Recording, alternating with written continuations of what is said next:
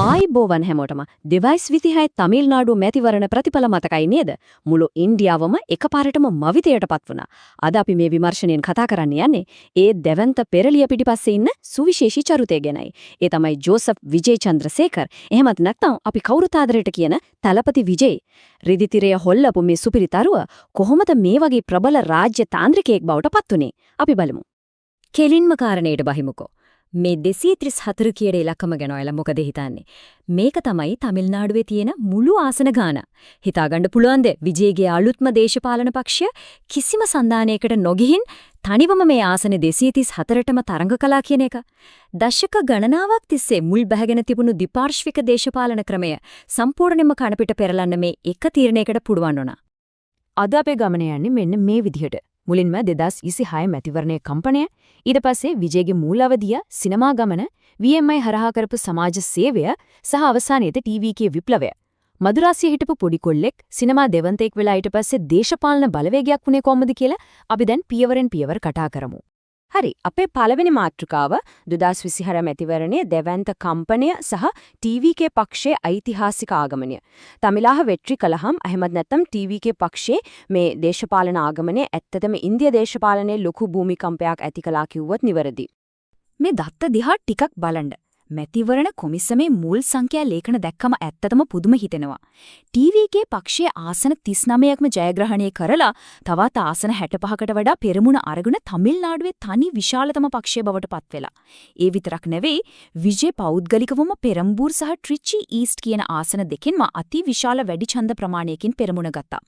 මේකෙන් වුණේ අර සාම්ප්‍රදායිකව තිබ්බ DMK සහ AIADMK පක්ෂවල ආධිපත්‍ය සම්පූර්ණයෙන්ම බිඳ වැටුණ එකයි. අපි යමු දෙවෙනි කොටසට. මුල් අවධිය සහ පදනම. ඒ කියන්නේ මේ ජනප්‍රියත්වයට පෙර කාලය මේ තරම් ලොකු සාර්ථකත්වයකට පදනම වැටුනේ කොතනින්ද? අපි ටිකක් අතීතයට ගිහින් බලමු ඔහුගේ පෞල් පසුබිම ගැන. දැන් අහමෙත ට්‍රෙන් යන්නේ ජයකුමාර් විදගියට. 1974 අවුරුද්දේ මදුරාසියේ ඒ කියන්නේ අද චෙන්නයි වලට තමයි ජෝසප් විජේ චන්ද්‍රසේකර් ඉපදෙන්නේ. පියා ප්‍රසිද්ධ සිනමා අධ්‍යක්ෂවරයෙක් වුණු ක්‍රිස්තියානි ජාතික S.A. චන්ද්‍රසේකර්, මව හින්දු භක්තික ගායිකාවක් වුණු ශෝභා. හැබැයි මේ ගමන ලේසි වුණේ නැහැ. වයස අවුරුදු 2ේදීම ඔහුගේ සහෝදරිය විද්‍යාගේ අභාවය විජේගේ ජීවිතයට ලොකු කම්පනයක් ගෙනාවා. කොහොම වුණත් 1984 දී ළමා නළුවෙක් විදියට සිනමාවට එන ඔහු තමන්ගේ රංගන සිහිනය වෙනුවෙන් 1992 දී ලොයෝලා විද්‍යාලය අධ්‍යාපනය පවා අතරමඟ නතර කරන්න තරම් නිර්භීත වුණා. දැන් අපි කතා කරමු තුන්වෙනි කොටස. සිනමා ගමනේ නැගියීම. නාලයා තෙරපු ඉඳලා ජනනායකයන් දක්වා. චිත්‍රපට 68න් හැදුණු මේ අසම සිනමා ගමන ගැන කතා නොකරම බෑනේ. දැඩි විවේචන වලට ලක්ුණු නවකෙක් කොහොමද කවුරුත් ලං වෙන්න බැරි ආදායම් වාර්තා තියෙන සිනමා රජෙක් වුණේ කියලා අපි බලමු. ඔබ දන්නවද මේ ආරම්භය කොච්චර අභියෝගාත්මකද කියලා? 1992 දී ඔහුගේ පනව ප්‍රධාන චරිතය රංගපාපු නාලේයා තෙරපු චිත්‍රපටය ආදායම් මතින් විතරක් නෙවෙයි විජේගේ පෙනුම සහ රංගනයේ පැත්තෙනු දැඩි විවේචනයට ලක් වුණා. ඒත් කතාව එතනින් ඉවර වුණේ නැහැ. හරියටම ඊදන අවුරුද්දේ ඒ කියන්නේ 1993 දී ප්‍රවීණ නළු විජේකාන්ත එක්ක කරපු සෙන්තූර පාණ්ඩි චිත්‍රපටය දෙවන්ත ජයග්‍රහණයක් වෙලා ඔහුට ඉලය තලපති ඒ කියන්නේ තරුණ සෙන්පතියා කියන නාමයත් අරගෙන දුන්නා. අන්න ඒ ආරම්භයෙන් පස්සේ නම් ඔහු ආපහු හැරිලා බැලුවේ නෑ. මතකද ගිල්ලි, පෝකිරි, තුපාකි වගේ ජනප්‍රිය චිත්‍රපට. මේව තමයි ඔහුව ජනප්‍රියත්වයේ ඉහළටම අරන් ගියේ. ඊට පස්සේ ආපු මාසල්, සර්කා, මාස්ටර් සහ ද ග්‍රේටෙස්ට් ඔෆ් ඕල් ටයිම් වගේ චිත්‍රපට එක්ක ඔහු මුළු ඉන්දියාවටම අයිති සංස්කෘතික සංකේතයක් වුණා විතරක් නෙවෙයි, කර්මාන්තේ වැඩිම වැටුපක් ලබන නළුවා බවටත් පත් වුණා. ඒක ඇත්තටම සිනමාවේ ලොකු පෙරලියක්. මේ සිනමා ගමනේ කූට ප්‍රාප්තිය තමයි ඔහුගේ 69 වෙනි චිත්‍රපට වෙන ජනනායකයන්. සිනමාවෙන් සමුගන්න කලින් කරන මේ අවසන් චිත්‍රපටයේ ශ්‍රව්‍ය නිකුතුව මැලේසියාවේදී පැවැත්ුනේ අති විශාල ජනගඟක් මැදයි. හැබැයි මේක ලේසි වුණේ නැහැ. වාරණ සහතික ගන්න ගියාම දැඩි නීතිමය සටන් වලට පවා මුහුණ දෙන්න සිද්ධ වුණා. කොහොම වුණත් ජනනායකයන් කියන්නේ විජේගේ සිනමා ගමනේ නොමැකෙන සලකුණක් වෙනම අනිවාර්යයි. අපි හතරවන කොටසට යමු. VMI පිහිටුවීම සහ සමාජ සේවයේ පදනම. දේශපාලනය ගැන හීනකින්වත් හිතන්න කලින් ඉන්නලම තමන්ගේ මේ දෙවන්ත සිනමා ප්‍රේක්ෂක පදනම විධිමත් සමාජ සේවා බලවේගයක් කරන්නේ කොහොමද කියලා ඔහු කල්පනා කළා. මේක නම් මාරම ක්‍රමානුකූල වැඩපිළිවෙල. 2009 අවුරුද්ද ගොඩක් තීරණාත්මකයි. ඒ වෙනකොට විසිරිලා තිබුණු රසික සමාජ කීයක් විතර එකතු කරා කියලාද හිතන්නේ? හරියටම 85000ක්. ඔව් මේ 85000ක් වුණු රසික සමාජ ඔක්කොම එකතු කරලා ඔහු විජේ මක්කල් යක්කම් එහෙම නැත්නම් VMI කියන සංවිධානය පිහිටෙව්වා.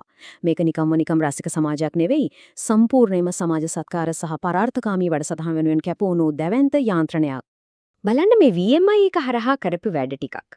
විජේ පයිලකම් හරහා ළමයින්ට නොමිලේ ඉගෙන ගන්න අධ්‍යයන මධ්‍යස්ථාන හැදුවා. විලයිලා උණවගම් හරහා දවස් පතාම නොමිල කෑම දුන්නා. කුර්තියගම් හරහා ප්‍රාන්තිය පුරාම ලේ දන් දීමේ කනවුරු කළා. මේ වගේ වැඩවලින් ඔහු සාමාන්‍ය ජනතාව එක්ක පුදුම විදිහේ සමීප බැඳීමක්. හරියටම කිව්වොත් බිම් මට්ටමේ හරිම ශක්තිමත් පදනමක් ගොඩනගා ගත්තා. හරි, අපි ඇවිත් ඉන්නේ පස්වන සහ අවසාන කොටසට. TVK විප්ලවය. එහෙම නැත්නම් දේශපාලන කරලියට පිවිසීම. අර අපි කලින් කතා කරපු දැවන්ත සමාජ බලවේගය කෙලින්ම දේශපාලනයට ඉන්නේ මෙතනදී තමයි. 2026 මැතිවරණ ඉලක්ක කරගෙන තමිලාහ වෙත්‍රිකලහම් පක්ෂය ගොඩනැගිනු හැටි දැන් අපි බලමු. අපි කාලරාමෝ දිහා බැලුවොත් 2024 පෙබරවාරි මාසයේදී තමයි TVK පක්ෂය නිල වශයෙන් ප්‍රකාශයටපත් කරන්නේ. ඊට පස්සේ අගෝස්තු මාසයේදී ලස්සන රතු සහ කහපාට කොඩියලි දක්වලා සැප්තැම්බර් වෙනකොට මැතිවරණ කොමිසමේ ලියාපදිංචිත් වෙනවා. මේ ඔක්කොගෙම ප්‍රතිඵලය උනේ මොකද්ද?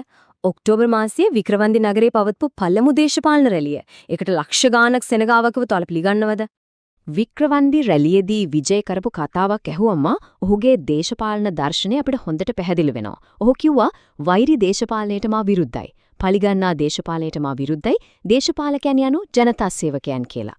මේකෙන් පේනවා ඔහුගේ පක්ෂය මධ්‍ය වාමාංශිකයි වගේම අම්බෙඩ්කර් පෙබිසාර් වගේ නායකින්ගේ සමාජ සාධාරණත්ව ප්‍රතිපත්ති අනුගමනය කරන බව. ඒ වගේම දූෂණයට කිසිම ඉඩක් නෑ කියලාත් ඔහු එතනදී කෙලින්ම කිව්වා. දැන් මේ 2026 මැතිවරණයේදී ජනතාව ආකර්ෂණය කරගත ප්‍රධාන පොරොන්දු දිහා බලන්නකො.